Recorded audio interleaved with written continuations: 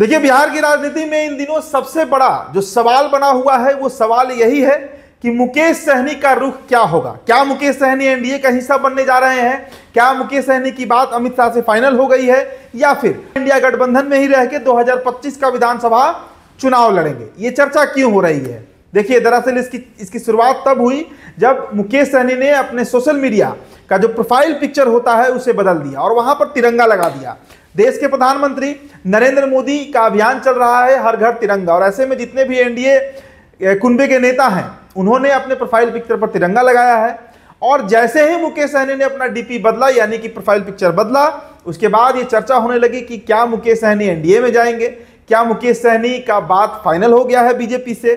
ऐसे में अगर ताजा अपडेट दिया जाए तो मुकेश सहनी ने एक बयान दिया है। देखिए, एएनआई को इंटरव्यू में उन्होंने साफ किया है कि ऐसी कोई बात नहीं है, वो इंडिया गठबंधन के तहत ही 2025 का विधानसभा चुनाव लड़ेंगे। तेजस्वी यादव के साथ वो विधानसभा चुनाव में रहेंगे और तेजस्वी यादव को सीएम बनाएंगे। इसके साथ ही साथ आपको बताएं कि इस बीच चर्चा यह भी चल रही थी कि क्या मुकेश सहनी जो है वो एनडीए कोटे से राज्यसभा जाएंगे, यानी upper house of the parliament जाएंगे। ये चर्चा इसलिए हो रही थी क्योंकि एक सीट पर लगभग उपेंद्र कुशवाहा का नाम फाइनल कर दिया गया है, लेकिन चूंकि 2 सीटें हैं एनडीए के पास, तो ऐसे में मुकेश सहनी क्या राज्यसभा जाएंगे? देखिए, अब जो इनपुट आया हमारे पास, जो सोर्स हमारे बताए हैं वो यही है कि मुकेश सहनी जो है वो अड़े हुए हैं कि अगर राज्यसभा की सीट उनको दी जाती है तब ही वो एनडीए में आएंगे। और बीजेपी के लिए सबसे बड़ी समस्या यह है कि एक सीट पहले से ही उपेंद्र कुशवाहा के नाम किया जा चुका है।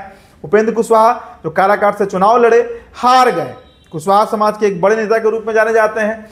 और उनके अलावा आरके सिंह के नाम पर, चूंकि देखिए राजपूत समाज से कोई मंत्री भी नहीं बनाया गया है केंद्र में, तो आरके सिंह के नाम की काफी चर्चा रही कि आरके सिंह जो है वो केंद्र में, आप माफ कीजिएगा, बिहार से राज्यसभा जा सकते हैं। लेकिन अब मामला ये फंस रहा है कि मुकेश सहनी जो सहनी समाज के नेता माने जाते हैं, दावा है उनका कि 9 से 10% जो केवट मल्लाह बिंद मल्लार और मल्लाहों का वोट है उस पर उनका आधिपत्य है।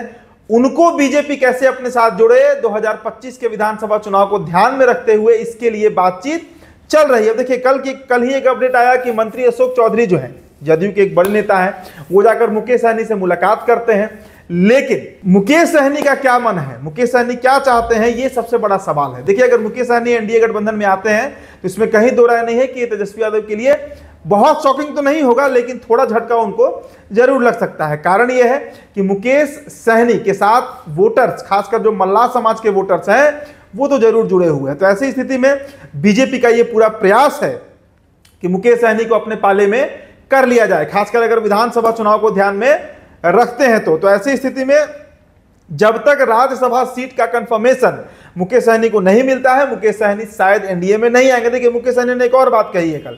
मुकेश सहनी ने कल कहा कि निषाद आरक्षण हमारा मुख्य मुद्दा है, हम संघर्ष कर रहे हैं और आगे भी संघर्ष करने को तैयार हैं। 2015 हो, 2020 हो, लगातार बीते कई सालों से निषाद आरक्षण को लेकर हमारी मांग रही है, लेकिन बीजेपी ये सुनने को तैयार नहीं है। ये बात भी उनके द्वारा कहा गया है। तो क्या बीजेपी मुकेश सहनी को राज्यसभा भेजेगी या निषाद आरक्षण पर कुछ करेगी? देखिए, निषाद आरक्षण को लेकर मतलब एक ऐसा मामला जिसमें कई तरह के पेच फंसते हैं। तो ऐसी स्थिति में बीजेपी शायद मुकेश सहनी को राज्यसभा भेजे, लेकिन निषाद आरक्षण के साथ कोई छेड़छाड़ फिलहाल बीजेपी नहीं ही करेगी। जो भी होगा ये तो भविष्य के गर्भ में है, लेकिन बहुत जल्द इस बात का क्लियरेंस हो जाएगा, ये बात स्पष्ट हो जाएगा कि मुकेश सहनी रहेंगे किधर। फिलहाल इस खबर में इतना ही। मेरा नाम उदित तारन है। बहुत बहुत शुक्रिया।